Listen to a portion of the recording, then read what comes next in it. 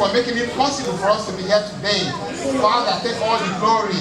At the end of our time, Father, count us to reign with thee. Never leave us alone. For we have prayed in the name of our Lord Jesus Christ. Amen. Amen in Jesus' name.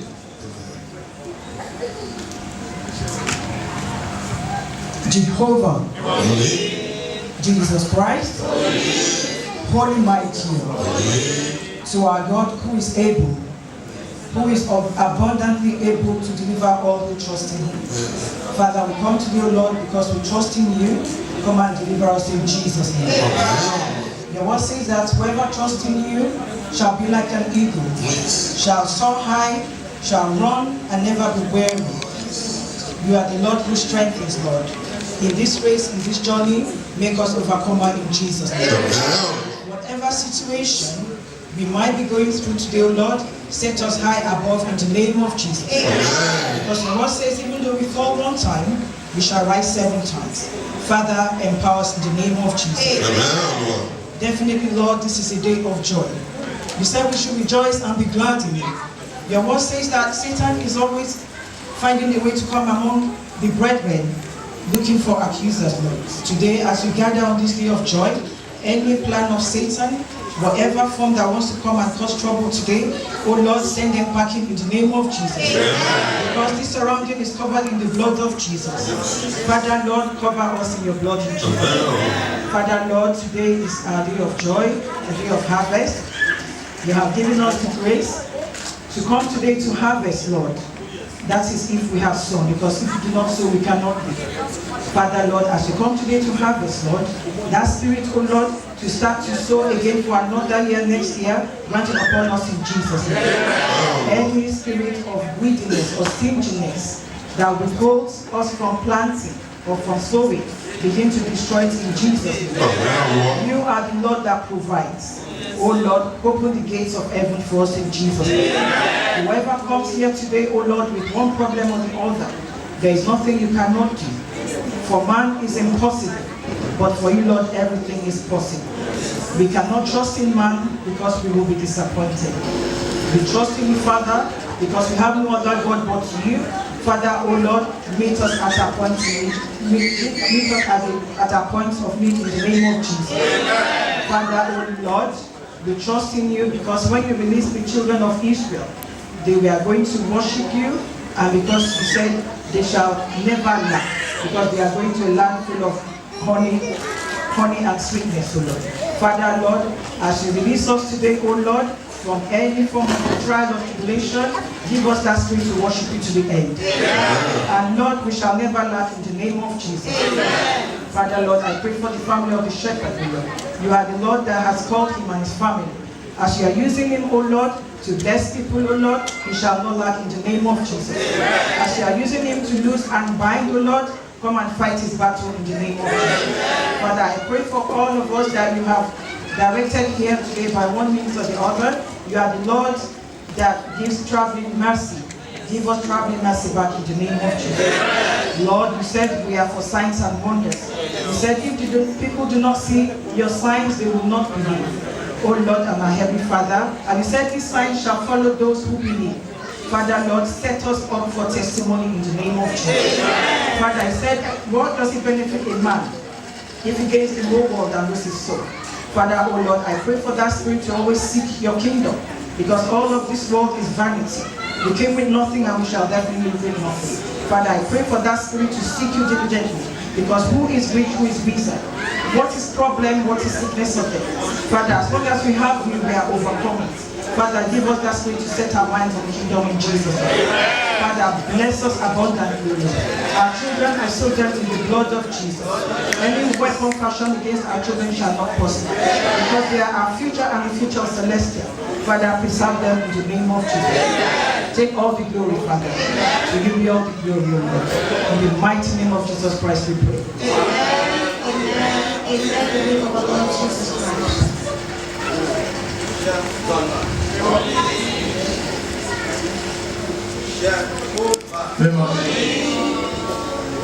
Jehovah.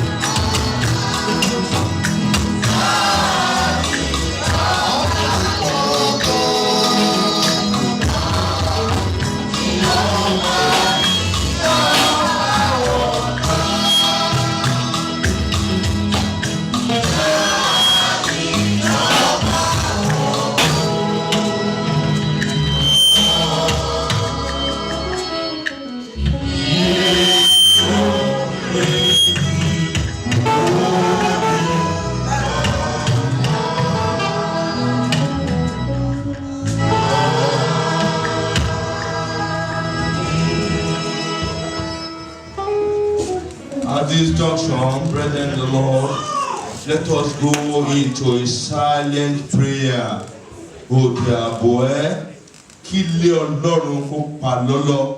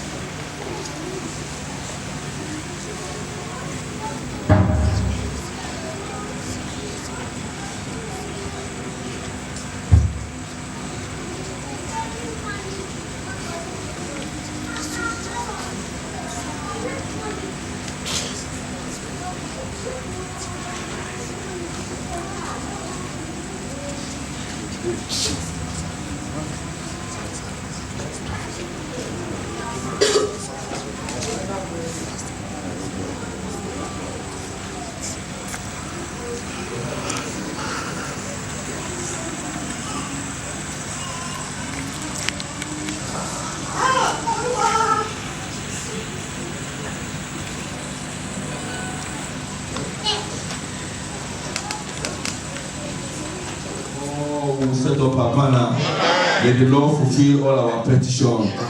Now we know that the Lord Savior is anointed. He will hear us from his holy heaven with the saving strength of his right hand. Some trust in chariots, some trust in horses, but we will remember the name of our Lord God. They are brought down and falling, but we are risen and stand upright. Save, Lord. Let the King hear us when we call. Amen. Amen. Jesus' name. Jehovah. Jesus Christ. Holy Michael. Lord of Lords and King of Kings. We thank you once again. Because you have given us a chance to come before your holy tabernacle. You have given us a chance to say unto you that which a man or a woman cannot say to his husband. The husband cannot say to his wife, or the father to his son. But you have given us a chance to come before you and to speak out and pour out all our heart desire unto you. May you grant us all our heart desire in Jesus' name. May you grant us our heart desire in Jesus' name. May you grant us our heart desire in Jesus' name. You are the one that heard the prayer of Hannah in Shiloh when he called unto you. This is our Shiloh. Father Lord God Almighty, hear our prayer in Jesus' name. As you have hearkened unto Abraham, come and hearken to our prayer in Jesus' name. As you have hearkened to the voice of Sarah, Father Lord God Almighty, come and hearken to our prayer in Jesus' name.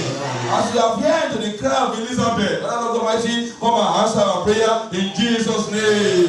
Father Lord God Almighty, come and bless us. In any way we are looking unto you, Father Lord God Almighty, come and meet us at the point of our need today in Jesus' name. There are some looking unto you as Hannah in Shiloh, Father Lord God Almighty. By this time next year, in the next harvest, Father Lord God Almighty, come and bless them with the bouncing baby boy and girl in Jesus' name.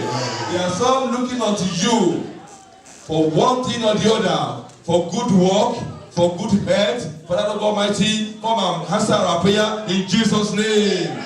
In those who are sick are before you, Father Lord God Almighty, you are the God that healeth. You said in the book of Jeremiah, you said you will heal us, you will forgive us our sin, you will bless us, you will give us good health, and you will give us long life. Father Lord God Almighty, this promise and covenant, let it be our portion today in Jesus' name. In any way we are sick, Father Lord God Almighty, come and heal us in Jesus' name. Go into the blood of our body, go into the water of our body, go into the vein in our body. Father God Almighty, come and give us healing in Jesus' name. Come and pronounce healing there in Jesus' name. Come and decree healing there in Jesus' name. Give us a long life and prosperity in Jesus' name. There are some sickness that you make some people. Doctor will say 3 months, 3 weeks, 2 weeks, you are gone. This will not be a portion in Jesus' name. I say we will not die suddenly in Jesus' name. I say we will not die suddenly in Jesus' name. Our children are before you, Father God Almighty. Come and make them to make a work in this generation in Jesus' name. I say let them make a mark in this generation in Jesus' name. Knife will not knife our children in Jesus' name. God will not go them in Jesus' name. They are going in and they are going out, coming out, Father God Almighty. You will protect them in Jesus' name.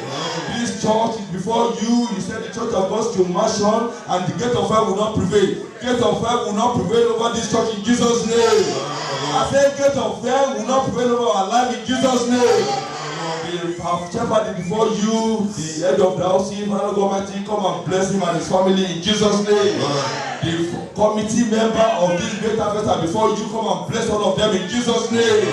I say come and bless them in Jesus' name. Where they dip their hand to bring money out for this time, Father God Almighty, they will not know sorrow in Jesus' name. I said they will not know sorrow in Jesus' name. You are a God of multiplication. You begin to multiply their blessing in Jesus' name. All our visitors are before you. We pray them before you. Those who have come from far and wide, Father God Almighty, they will go home with joy and blessing in Jesus' name.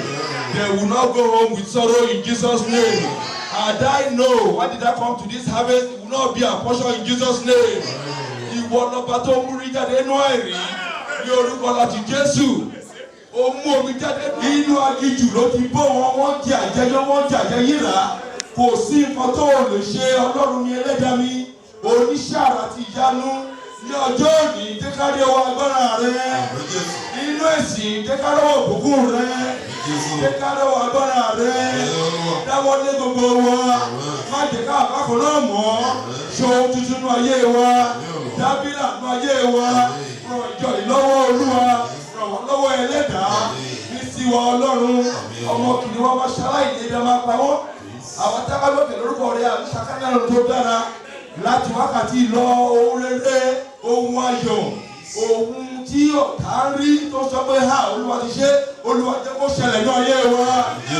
In the book of Isaiah, you said you will do a new thing. You said the whole eye will see it and the whole ear will hear it. Good thing, Father God Almighty, let it be a portion in Jesus' name. Come and do a new thing in our life. Ògo tuntun, ọlá tuntun, ayọ̀ tuntun, agbára tuntun, ṣé kó jẹ́ ìpín wa. Ṣé kó jẹ́ ìpín wa. Ayọ̀ ìkórè là ń yọ̀ ìlúpa Jésù, a ò ní sọkún o, a ò ní rí ìbànújẹ́, olè ara ò ní jẹ̀ wá, olè ẹ̀mí ò ní jẹ̀ wá, inú ayé ò ní jó wa, omi ayé ò ní gbé wa lọ, ikú ò ní jẹ lára wa, àìsàn ò ní jẹ lára wa, a ò ní ṣe pẹ̀lú ìkọjú. Bẹ́ẹ̀ ṣàdídẹ́ òṣàmì ayọ̀ ni yóò já sí. Ayọ̀ ni yóò já sí fún wa. Ayọ̀ ni yóò já sí gbogbo wa. Jésù Kristi Olúwa wa. Continue the service by singing in 530.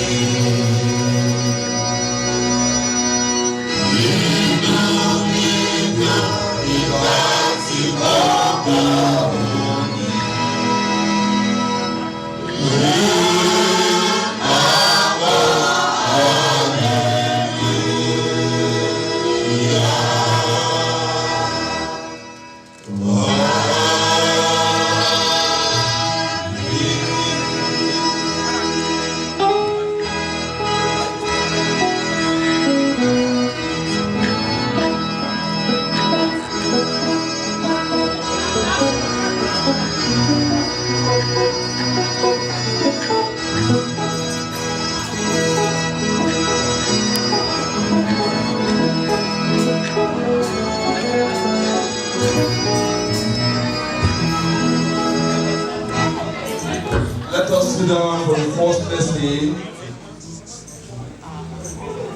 by leader Jide Agunkobo.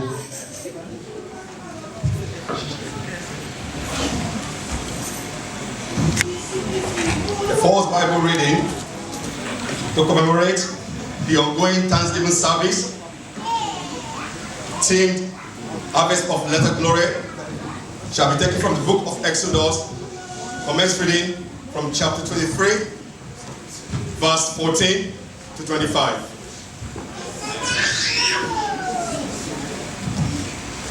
The first Bible reading for today's 15th adult Thanksgiving service, themed Harvest of Latter Glory, shall be taken from the book of Exodus, chapter 23, commence reading from verse 14 to 25. Exodus 23, verse 14 to 25. And it read thus: each year you must celebrate spring harvest in my honor. The first festival of unleavened. The first is the festival of unleavened bread. For 7 days you are to eat bread made without yeast, just as I commanded you before. This festival will be an annual event at the appointed time in early spring, for that is the anniversary of your exodus from Egypt. Everyone must bring a sacrifice at that time. You must also celebrate the festival of harvest when you bring me the first crop of your harvest. Finally, you are to celebrate the festival of final harvest at the end of harvest season. Verse 17. At these 3 times each year, every man in Israel must appear before the sovereign Lord. Sacrificial blood must never be offered together with bread that has yeast in it. And no sacrificial fat may be left unoffered until the next morning. Verse 19. As you harvest each of your crops, bring me a choice sample of the first day's harvest. It must be offered to the Lord your God. You must not cook a young goat in its mother's milk. Verse 20. See, I am sending an angel before you to lead you safely to the land I have prepared for you. Pay attention to him and obey all his instructions. Do not rebel against him, for he will not forgive your sins. He is my representative. He bears my name. 22nd. But if you are careful to obey him, follow all his instructions, then I will be an enemy to your enemies, and I will oppose those who oppose you. For my angels will go before you and bring you into the land of Amorite, Hittite, Perizzite, Canaanite, Hivite, and Jebusite, so that you may live there, and I will destroy them. 24, second and last verse. Do not worship the gods of these other nations, or serve them in any ways, and never follow their evil examples. Instead, you must utterly conquer them and break them down, their shameful idol. 25, the last verse. You must serve only the Lord your God. If you do, I will bless you with food and water, and I will keep you healthy. That ends today's reading. May the Lord of harvest, may he bless us all. Amen. Glory.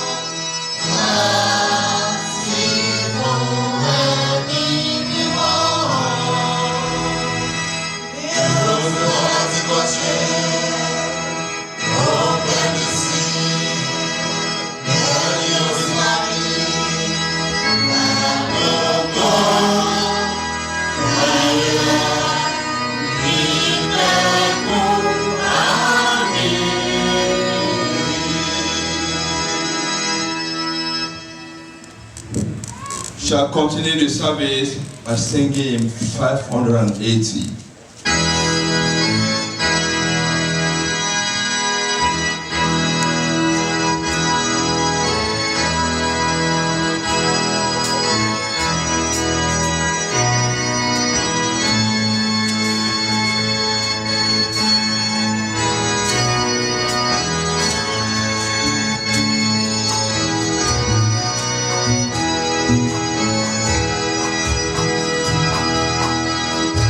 To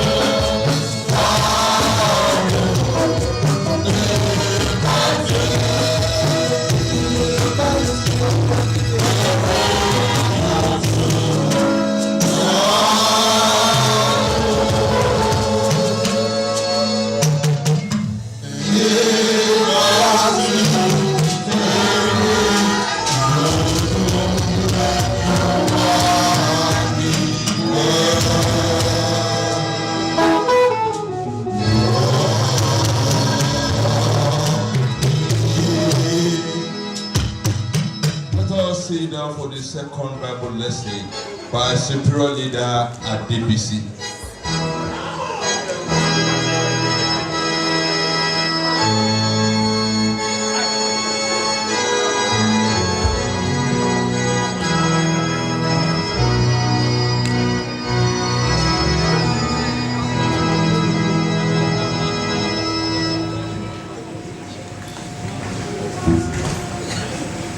The second lesson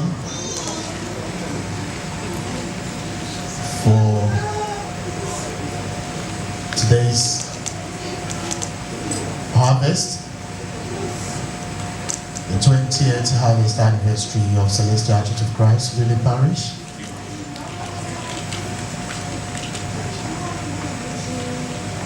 Shall be found in the book of John chapter 4, commencing reading from verse 30 to 38. Ẹ̀kọ́ kíkà kejì fún ẹ̀sìn àjọ̀dún ìkórè ti òní. Ìyá rẹ̀ kà nínú ìwé Jòhánà orí ìkẹrin bẹ̀rẹ̀ láti ẹsẹ̀ ọgbọ̀n títí dé ọgbọ̀n ó lé ní mẹ́jọ. The book of John, chapter 4, commencing reading from verse 30 to 38. And I read in English. So the people came streaming from the village to see him. Meanwhile, the disciples were urging Jesus to eat. No, he said, I have food you don't know about. Who brought it to him? The disciples asked each other. Then Jesus explained, my nourishment comes from doing the will of God, who sent me, and from finishing his work. Do you think the work of harvesting will not begin until the summer ends, 4 months from now? Look around you. Vast fields are ripening, and all around us are ready now for the harvest. The harvester are paid good wages, and the fruits, the harvest, is people brought to eternal life. What joy awaits both the planter and the harvester alike. You know the saying, one person plants and someone else harvests. And it is true. 38, the last verse. I sent you to harvest where you didn't plant. Others had already done the work, and you will gather the harvest. This is the end of the second Bible lesson reading. May the Lord bless the reading and the hearing of His holy word. Gloria.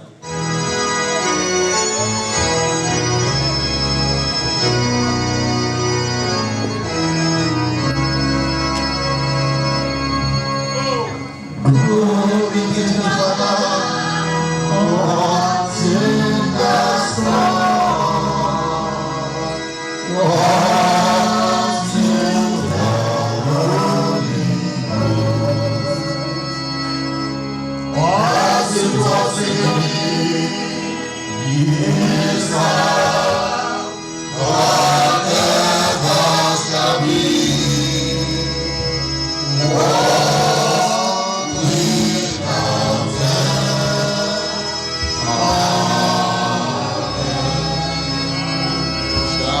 Continue the service by singing 289.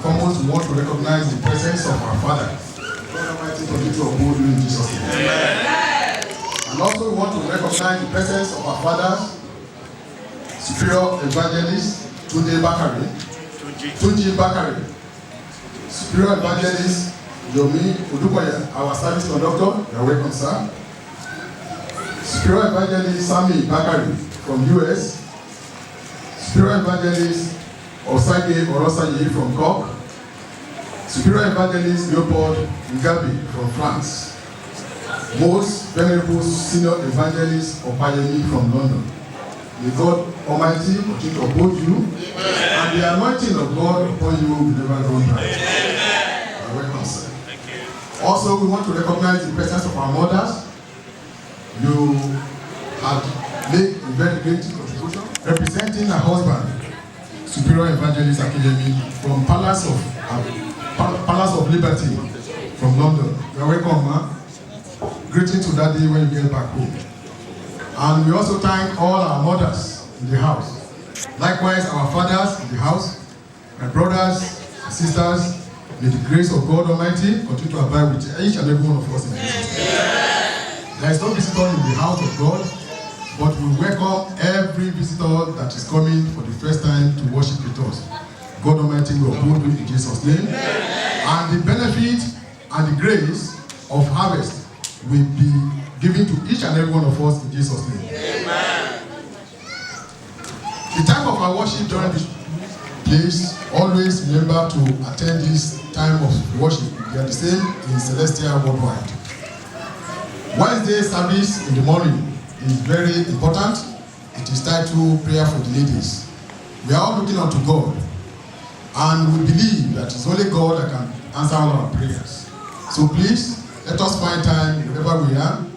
And if you live nearby, please come and worship with us with 3 different types of fruits: a bottle of water and a candlestick. God Almighty will answer your prayer. Amen. Also, on that very day, in the evening time, is the Mercy Day service.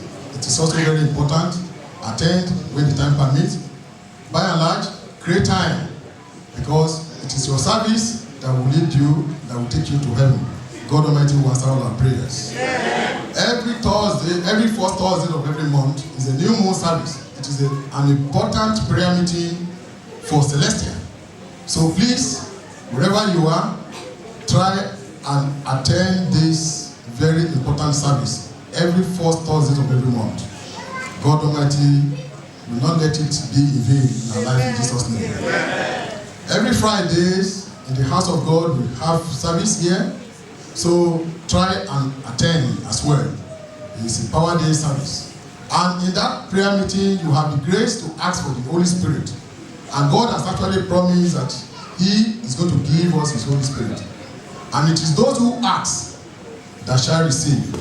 So let us endeavor to come and ask the grace of God Almighty abide with us and give us His Holy Spirit in Jesus' name. Amen. Today, in this service, we want to bring it to our notice that we will not want anybody to spray money. To honor God Almighty and to honor yourself. Please, whatever amount you want to actually use in appreciating the presence of God or this very important occasion, please kindly drop it in an envelope or in a tray that will be presented before you. And if you require to exchange a currency into euro to dollar or pounds to euro or pounds to dollars, please kindly see our brother Elder Desmond, the side man there present. So please kindly see him. And if there is any more announcements, it shall be brought to us on or before the end of our life. God Almighty will continue to be with us. Amen. There's a special prayer. We want to do it before we go into full harvest mode. This prayer regarding barrenness in any form.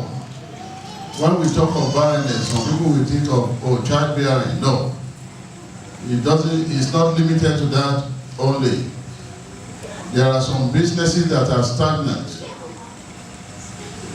There are some progress that's supposed to be, progressively moving forward, but very, very slow. Today, all the barrenness in our life, God will put an end to it. So we are going to do the prayer. We are not going to point to you or raise your hand that, oh, I'm barren, one way or the other. But wherever it's touching you, please endeavor to pray wholeheartedly. If you pray, God knows your problem. He knows the end from the beginning. And even from the beginning, He knows where it's going to end up. So don't be afraid. Pray to God. After that, we are going to go into our anthem, and then from there, harvest mode. Hallelujah. Hallelujah. God will answer our prayers.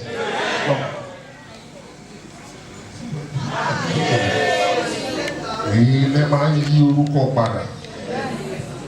Èyí ti Jábésì padà. Ẹ sọ àwọn ọmọ yín lórúkọ tuntun.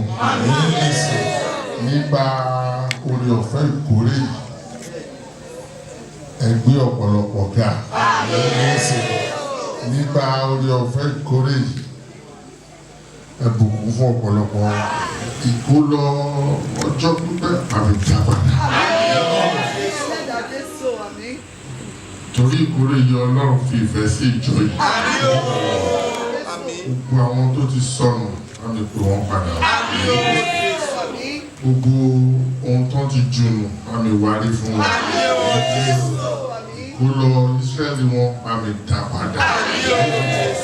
Nínú ìjọ yìí dùn, nínú olùṣọ́ dùn, nínú ọmọ ìjọ dùn, nínú ọkùnrin dùn, nínú obìnrin dùn.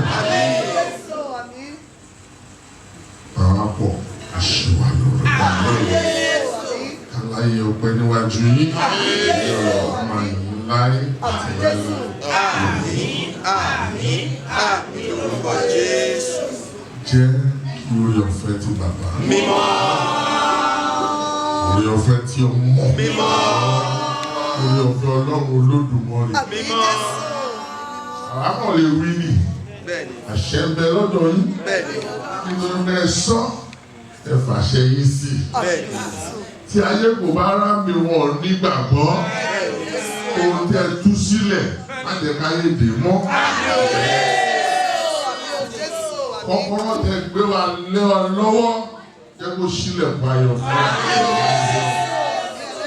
Elizabeth àti Maria wọ́n pàdé, ọ̀lẹ̀ ọmọ ṣe nínú wọn. Mo pa á láṣẹ, gbogbo inú tó ti sé, ẹ ó bímọ.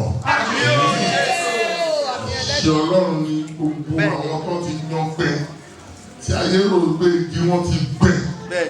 Mo ní kẹ́ di tútù. Ẹ̀yin tẹ́ wà lójú kan tí wọ́n ti rí tẹ̀ ń ṣiṣẹ́ bí erin tẹ̀ ń jẹ ìrírí. Àbí àwọn tí èpè ìdílé jà lórí rẹ̀, ta ti gbá mọ́lẹ̀, ta ní kò sí nǹkan kan pa wọn mọ́. Ní orúkọ Jésù a tú yín sílẹ̀. Àníkẹ́ di ìtúsílẹ̀. Èpè ìdílé ò ní jà yín. Ohun àkọ́bí ò ní mú yín. Ìbùkún Ọlọ́run yóò jẹ́ tiwa. Yóò sàmì rẹ̀ sí wa. Àwọn tí wọn ò rí, abẹ́sí rí yín. Ìrè yóò ní kiri oníire. Ọkàn wa yóò balẹ̀. Gbọ́ Ọlọ́run wa. Ẹ sì fi àṣẹ sí Jésù Olúwa wa. Méje fún Jésù.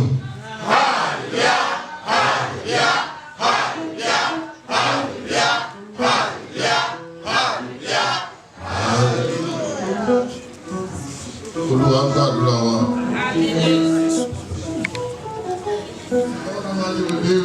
Supreme Evangelist Tuji Bakare, you are welcome, sir. Thank you.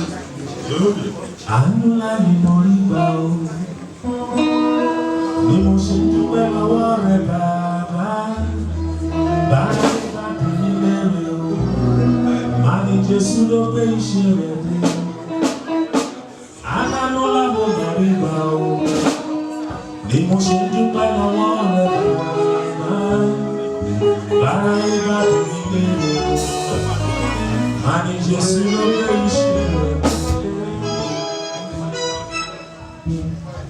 I bless the Lord in His majesty. Hallelujah. Hallelujah.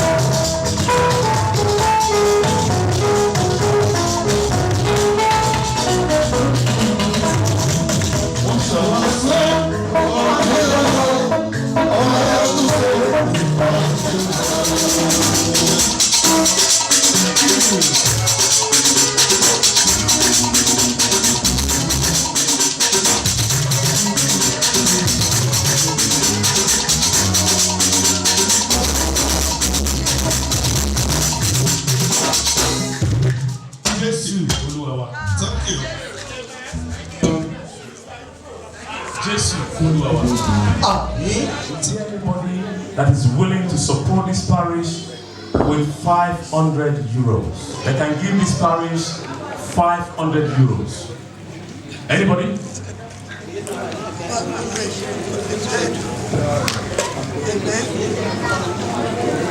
Hallelujah. God can do it. 500 euros is nothing.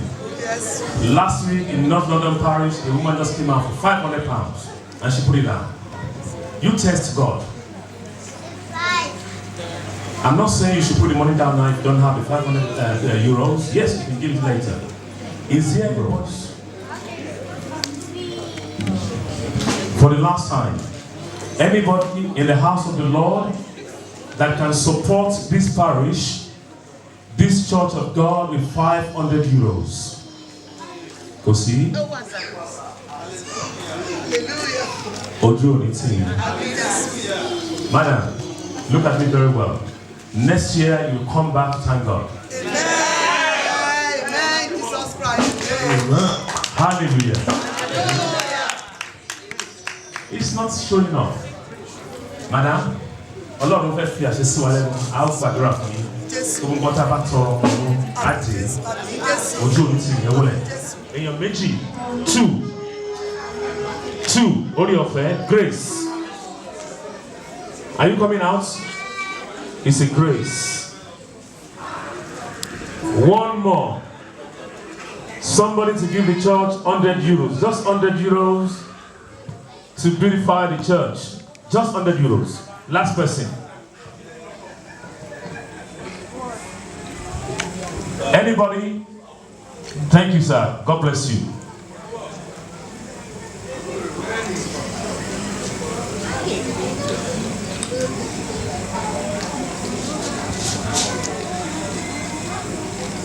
I am going to call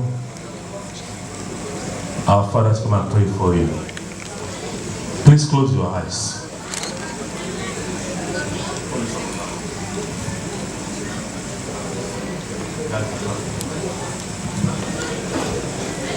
Glory be to the Father, to the Son, and to the Holy Ghost.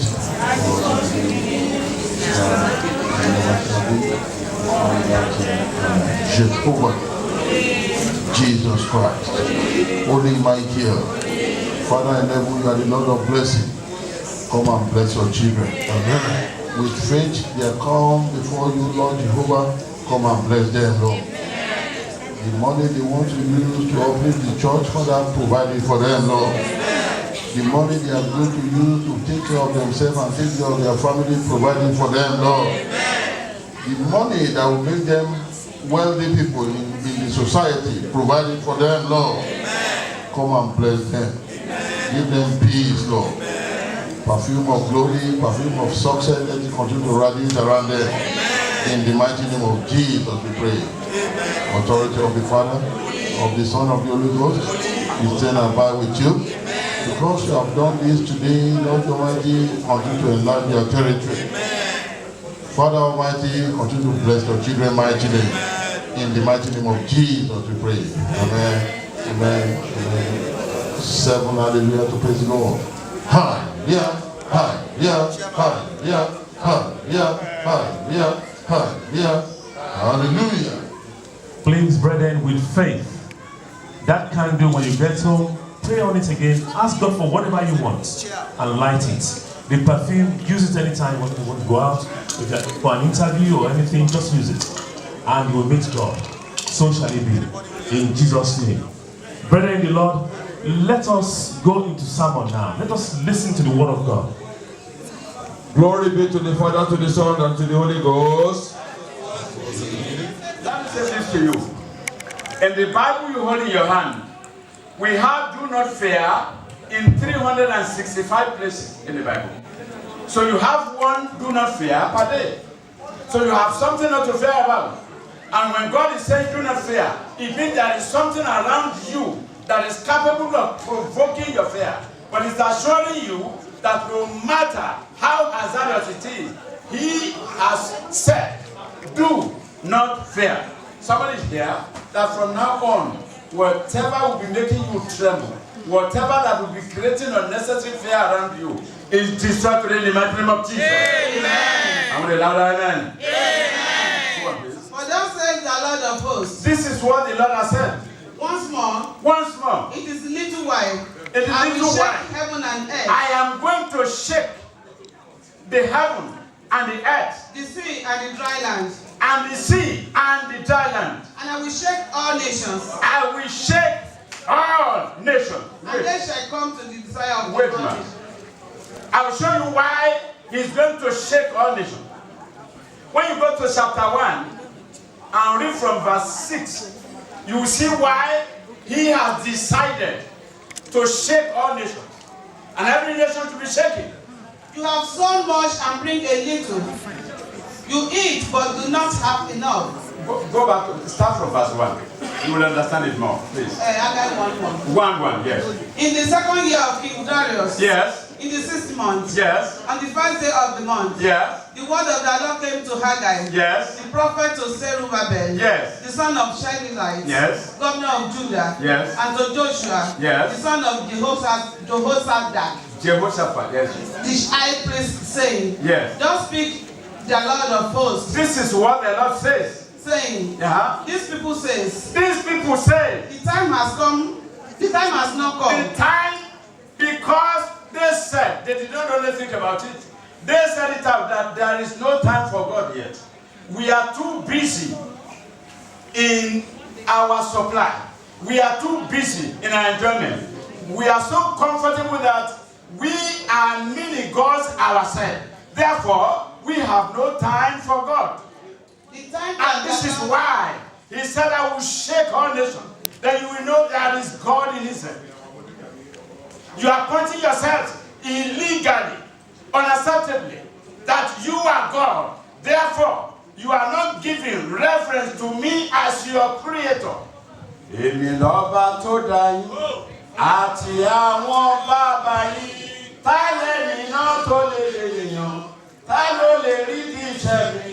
He has told them, he is our creator. Then they say, we are not ready to worship you.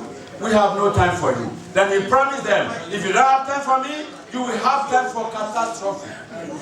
If you don't have time for me, you will have time for sicknesses. If you don't have time for me, you will have time for failure. If you don't have time for me, you will have time for hunger. If you don't have time for me, I will make you walk naked. And people will think it is the wishes and wizards that are doing it. I am doing it by myself because you refuse me. There is nobody in this auditorium that is ready to live seasonless life. We don't have to wait for rain. We don't have to wait for anything. We are planted by the riverside. We produce at any time, seasonlessly. With season or no season. When we are where we are placed to be, everything wonderful will happen to us. And you are being relaunched into the placement of God. And I can promise you that at the end of this message, which you have been receiving, God is going to place you in your proper place in the mighty name of Jesus. Amen. No more hunger. Amen. No more hunger. Amen. No more suffering. Amen. No more calamity. Amen. In the mighty name of Jesus. You drink, but you are not filled with drink. You are not filled with drink. You clothe yourselves. You clothe yourself. But no one is warm. You are still naked. And he who earns wages. He who earns wages. Earns wages to put into a bag with holes. I had that for the first time in my life. So there's some bag with holes. That you need to seal with your tithe. But when you become unnecessarily intelligent, using the senses of man, the 5 senses that you believe in, that is not capable of lifting you to the realm of God, then you fail. God is capable of giving you 100% profit. I am the Lord thy God that teacheth thee to make profit. He does not teach you to fail. And he told us that you have the right to make 100% profit. Yes. Those who gave 5, they make more 5. It was no question. Those that got 10 made more 10 by their talent. So, he is the Lord our God that teach us to make profit. I am the Lord thy God that gives you power to get wealth. So, for you to be wealthy, there is a particular power that comes from a particular department. That's what we are going to talk about today. Poverty is a calamity. Poverty is something for you to hate with passion. And I pray that as you are hearing my voice, poverty is going to run from you in the mighty name of Jesus. Say it louder, amen. Say amen like a rich woman. Read that now. Thus says the Lord of hosts. This is what the Lord said. Consider your ways. Consider your ways. Go up to the mountains and go. He gave them way out. He told them what to do. So when the man who has been stirred up to place certain things in your hands to provoke the hidden treasure that have not manifested because of your disobedience or lack of adequate knowledge, he said, come out and build. So you are still going to come out again and build. You have to do something to get what he has promised. He told them, come out, go onto the mountain. And bring wood and build the temple. That is it. That thou may take pleasure in him. You are builder. And be glorified. You are commissioned to build, not to break down. You are commissioned to give, not to get. We have been promoted from the level of a beggar to giver. Can somebody say amen to that? Amen. It's not loud enough. Amen. You look for much. Yes. But indeed, it came little. And when you brought it home, yes, I blew it away. Yes. Why? He brought the Lord of hosts. Not wishes, not devils or Satan. Call him names. Let him rear his ugly head. The level at which we are operating is higher than that of the devil. We said it here on Saturday, on Friday. Where we are operating is so high that our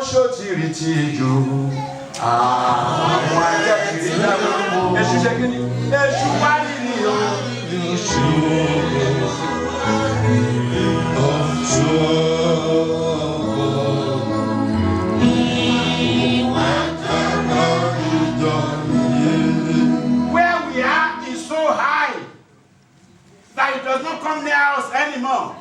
He knows we are no-go area.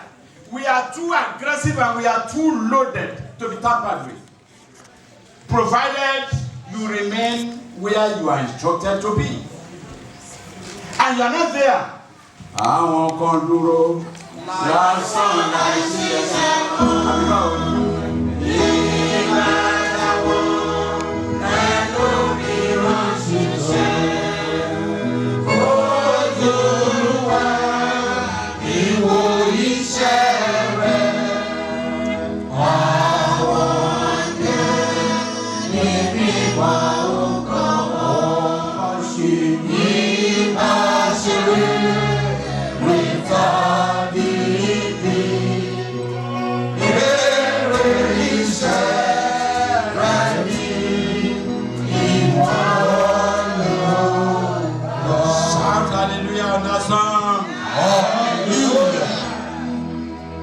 So this is why he promised disaster. He has just told us what they did. So you cannot go back to chapter 2 that we are reading. And he now gave his own children instruction of what to do. We call it divine way out. He loves you. He doesn't want you to perish. He doesn't want you to suffer. When you did a wrong, he's always willing to tell you what to do next and what you are going to get. And as I'm ministering today, God told me that those of you that believe in this message, you will not go out of this auditorium without being abundantly blessed in the mighty name of Jesus. Read from chapter 2. Verse 8. The silver is mine. Silver is mine. And gold is mine, says the Lord of hosts. Yes. The glory of this latter temple shall be greater than the former, says the Lord of hosts. Yes. And in this place I will give peace, yes, says the Lord of hosts. Yes. On the 24th day of this 9th month, in the second year of Darius, the word of the Lord came to Haggai the prophet, saying, now let me show you something. between the first verse and the verse 8. The story started in the 7th month.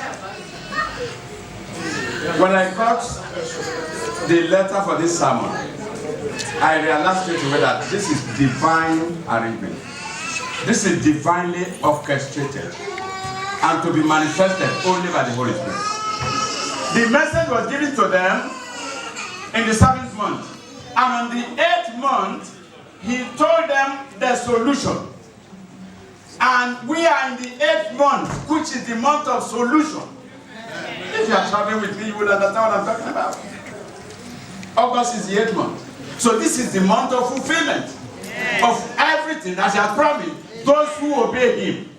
And I can assure you, you and your household are among those who will benefit grossly from the promise in the mighty name of Jesus. Go on. The glory of this later temple shall be greater than the former, says the Lord of hosts. Yes. And in this place, yes, I will give peace, says the Lord of hosts. Now, disaster is coming, but he promised peace in that place. Now, where is the place? The place is found in the book of Isaiah. This is how you will understand what God is talking about. The place that is going to give the rest and the consequence and the result of your obedience will be openly manifested, and the whole world will see the glory and run to where you are and ask for help. Can you say that, amen? Amen. You are no longer to be gallivanting around. People run to you. Amen. Amen. Amen. Amen. Amen. One. Isaiah 2. From verse 1 to 3. You will explain the place to us more properly. You will understand what we are talking about. The word that Isaiah the son of Amos. If what they were talking about 2,000 years ago by Peter in the upper room, then this is the extreme end of the later day. So you are so privileged.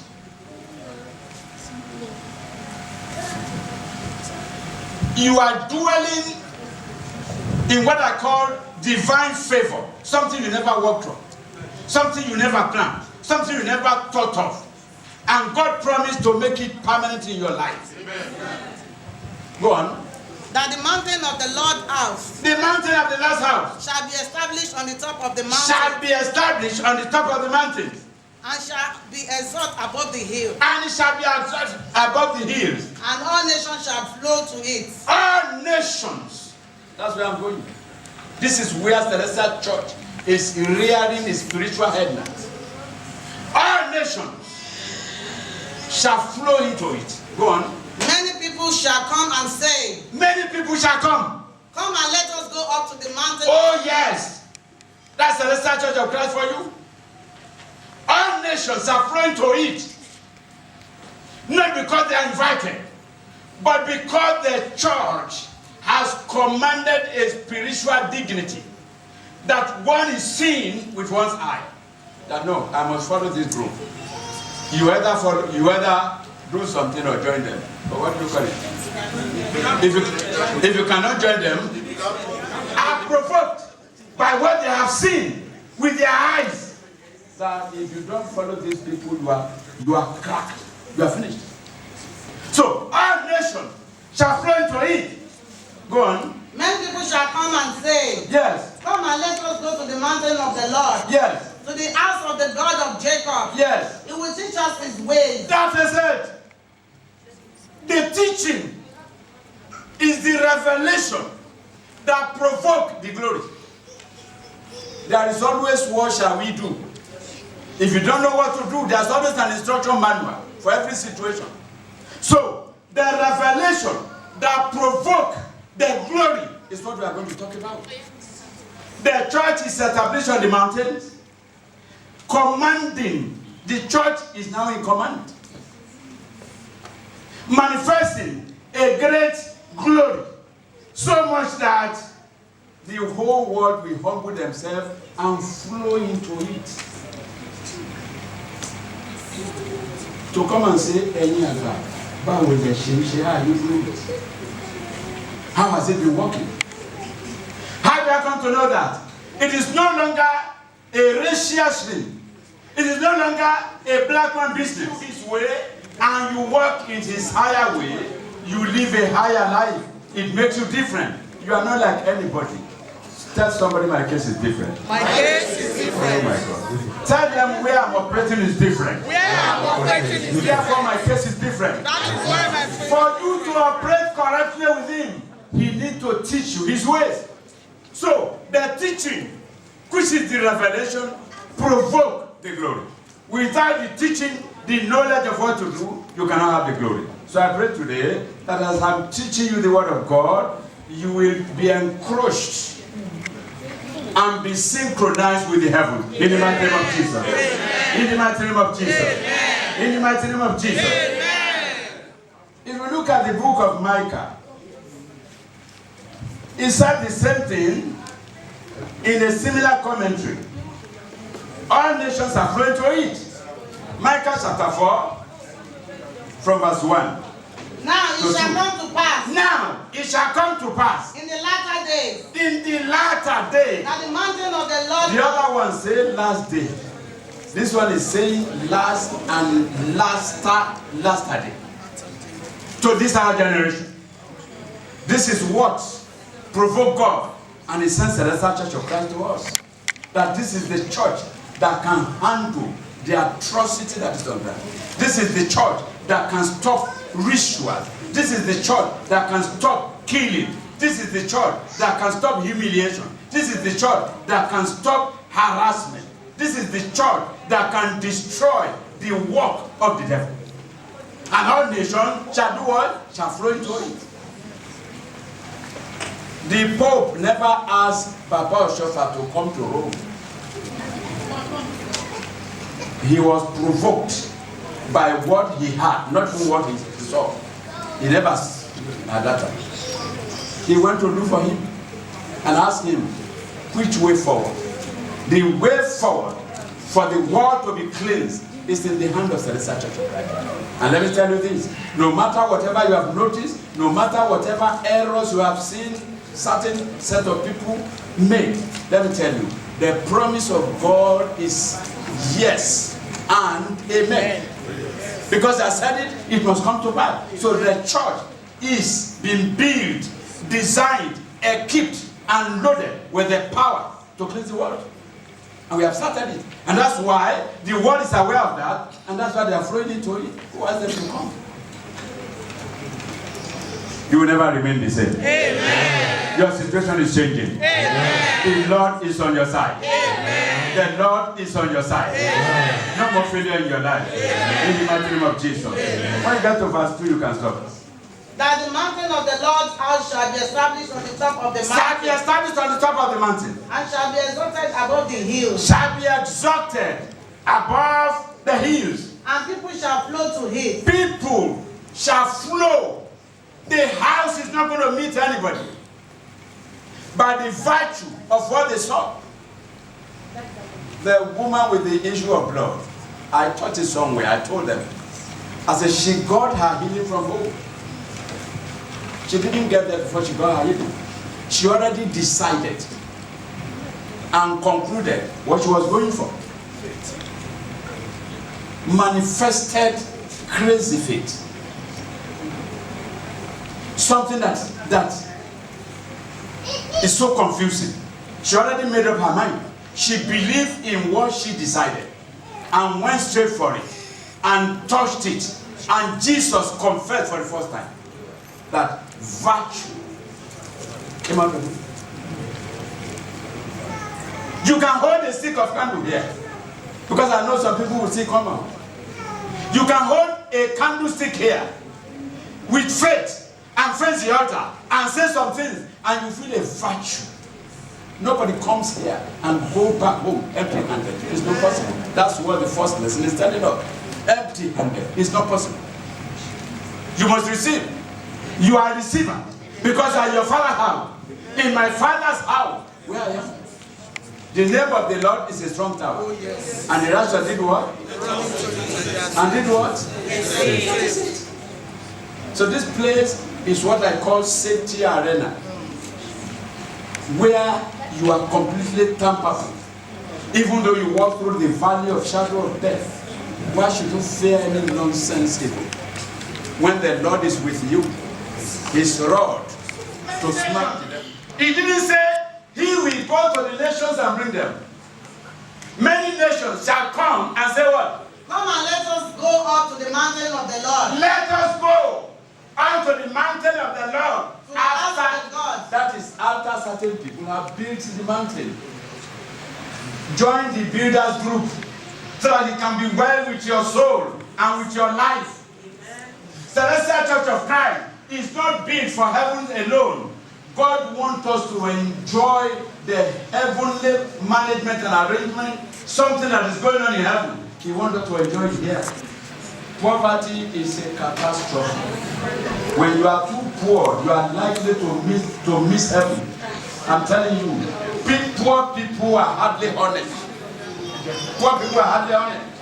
You will find one little lie just to get a daily bread. But when you are adequately blessed and properly placed, you are in command. You become commander-in-chief of your personal situation, and you'll be rendering help to others. Somebody says that God is blessing already. When your blessing is yours alone, we call it daily bread. It's not enough. That is one slice or two. One slice or two is not enough for Superior Evangelist Bakare alone to eat his breakfast. He eats very well. The point I'm making is this. People need to see what God has done.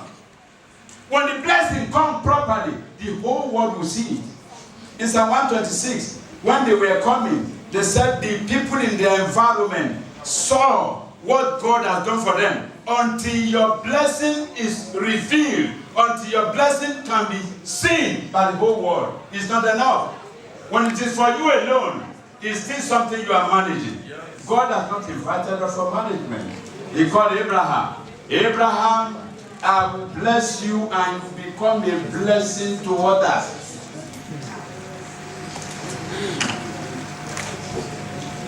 How many of you will become employers of labor? Amen. Thank God we have only few. Others will be laborers under you. How many people will become employers of labor? Shout hallelujah. Hallelujah. If you look at Job's account of what I'm talking about, Job 22, from verse 21, he told us how we were not failures from the beginning. We became failures as a result of disaster and a situation. And God has promised to restore us back to dignity. And somebody is being restored now in the mighty name of Jesus. Go on, Job 22 from verse 21.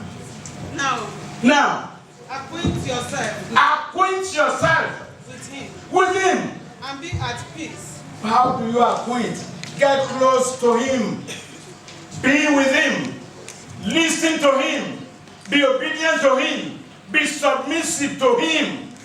Listen to his voice. It is only his voice that can help you. When you listen to his instruction and follow them, if you diligently obey my instruction and follow them, I will raise you higher above all nations. So the secret code is what I call unquestionable obedience. And you have been empowered now to obey him unquestionably in Jesus' name. Amen. Amen. Amen.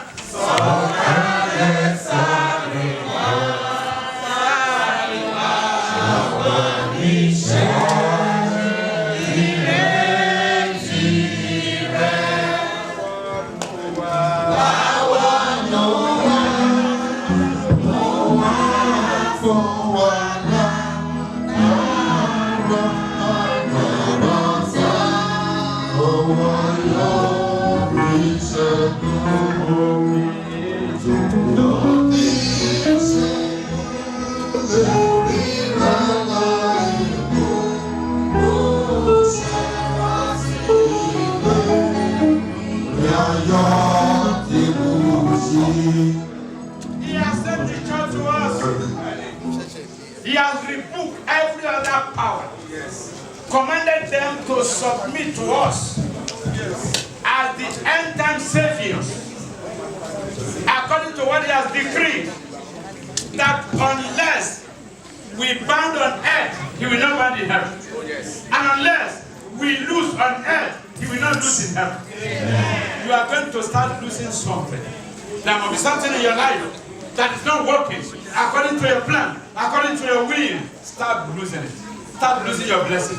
Where your blessing is hidden, where your blessing is tied, where your blessing is tied, where your blessing is kept. Start losing it. Start losing it. Start praying. Pray. Pray. Pray on the material in your hand.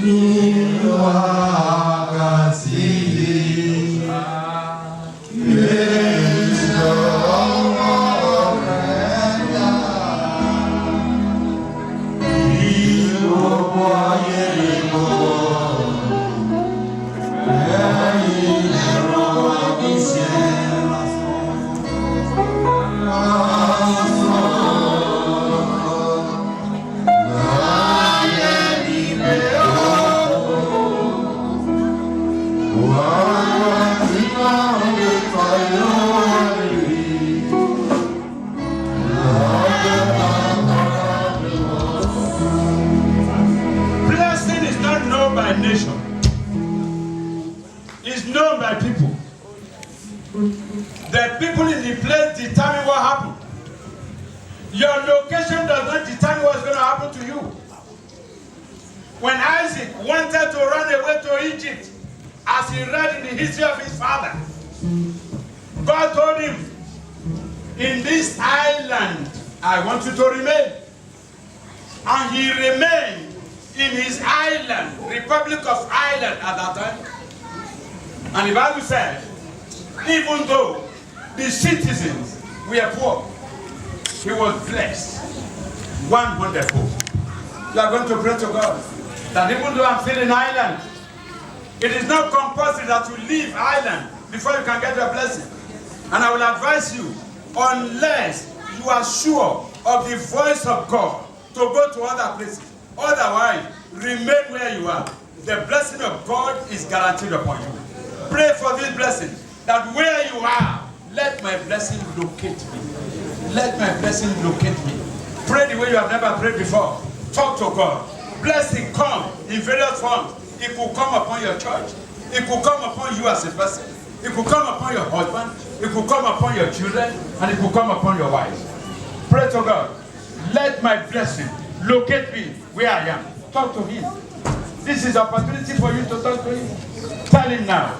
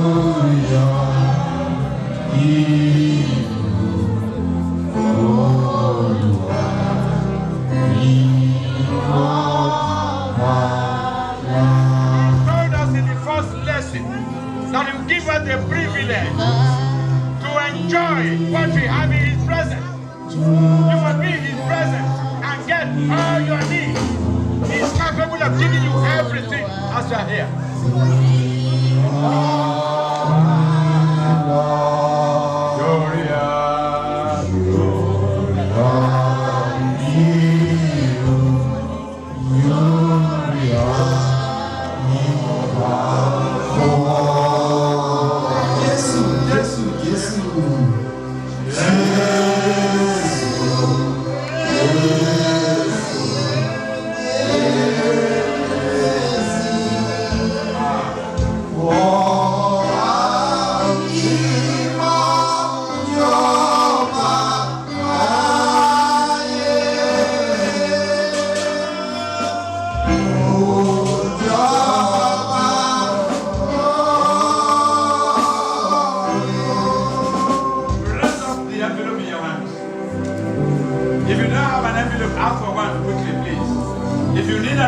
raise your hand so that they can give you one. Raise up the envelope in your hand and receive the word of multiplication. They need envelope at the back, please. And you need to the job. Let's have the envelope. Raise up the envelope to the altar of mercy. Raise it up to your Father in heaven. Show him that you are here. Raise it up. Raise it up. Wave it in front of him. Show the whole world that you are here.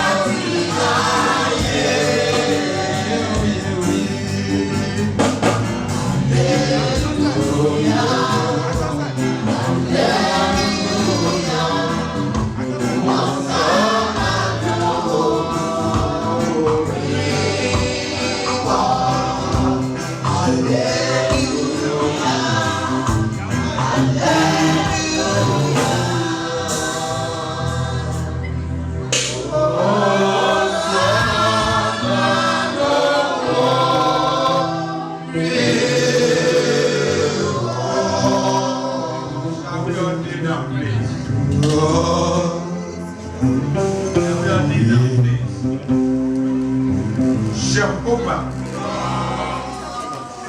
Jésù Kristi Michael mímọ́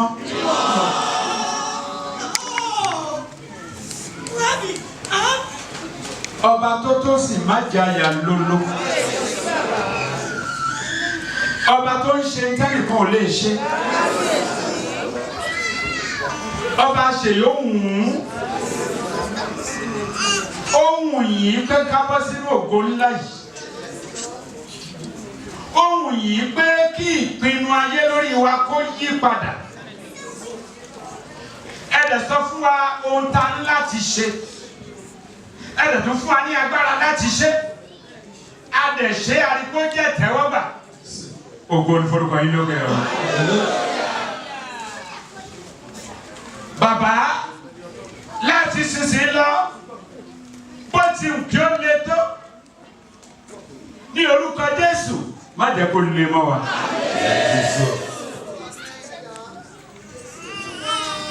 Ẹni ká gorí òkè lọ ká kọ́lé náà nígbà náà lẹ́ ó di àpò tó ń jò ní ògbọ́rí ní orúkọ Jésù látòní lọ gbogbo àpò ẹnikẹ́ni tó ń jò Olúwa nípa agbára tí ó rẹ̀ fẹ́ rẹ àti nípa ẹ̀jẹ̀ Jésù Kristi èyí tó fi sọ wá di alágbára tá a di kò ṣeé kọlù kò ṣeé mú fójó Olúwa bá mi fi dí ipá.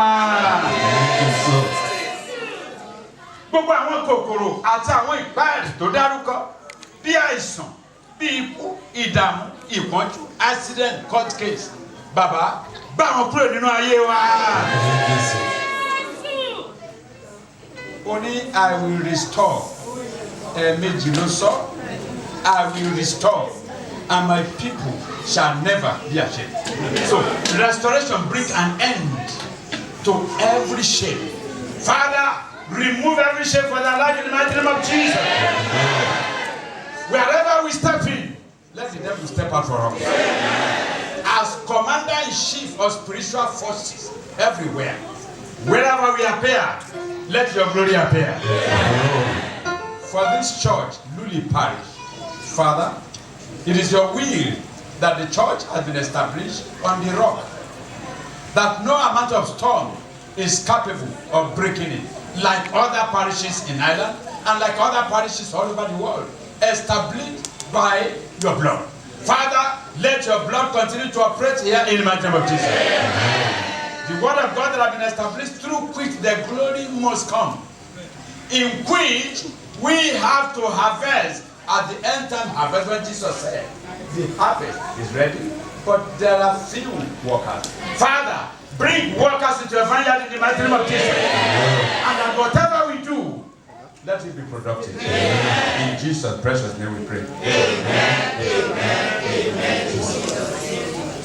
The grace of our Lord Jesus Christ, the love of God, the fellowship of the Holy Spirit, abide in us, bless us, beyond our imagination, do what no man can do, and take all the glory. In Jesus' precious name we pray.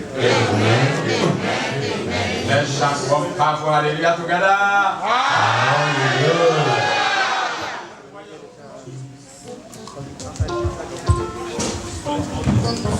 And we drop in all the envelopes in our hand and let us sit down for collection. Thank you very much.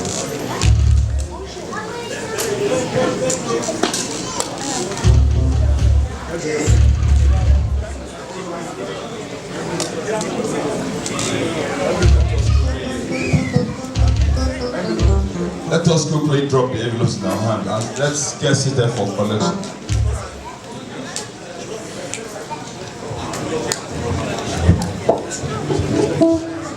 The sidemen and the sidemen, can you please help?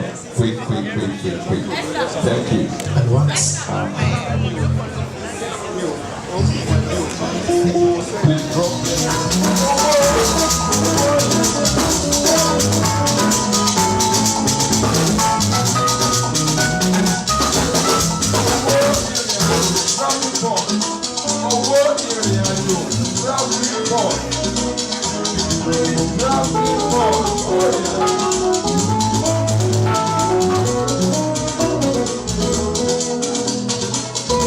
Ọlọ́run ló lajú àpọ̀jù, owó ìjẹ́ ìgbàgbọ́, ìgbé ẹwà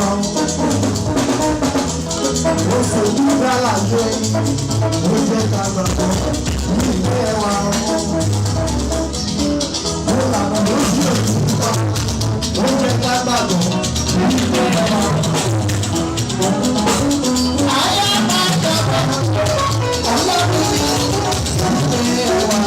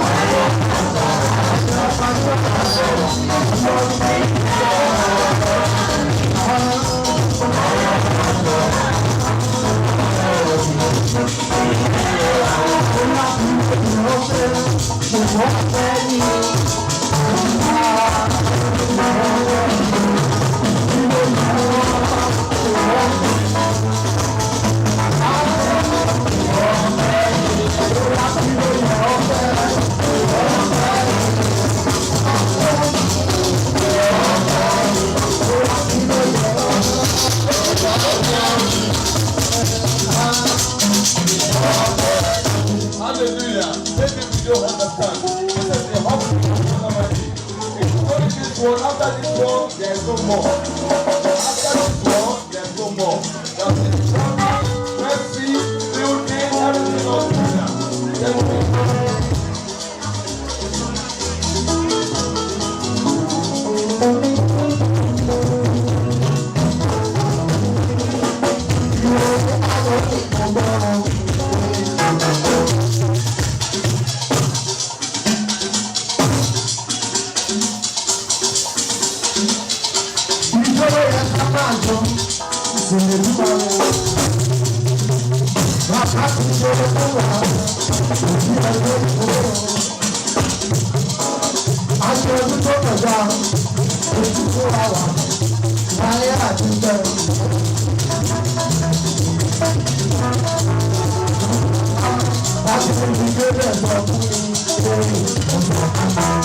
you.